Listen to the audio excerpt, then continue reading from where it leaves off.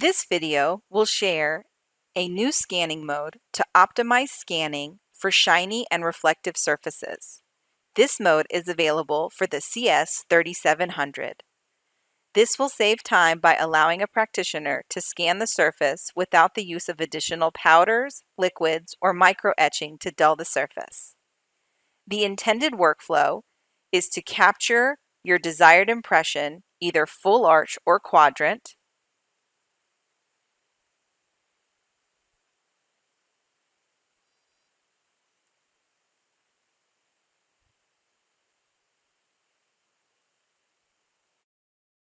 then click Anti-Reflective Mode icon at the top right and rescan the shiny or reflective surface.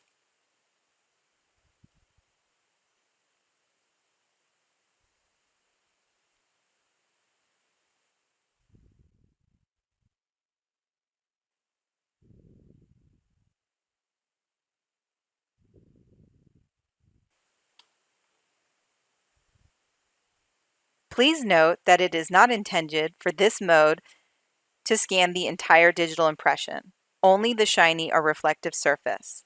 Once the area is captured, turn off anti-reflective mode and continue scanning as needed.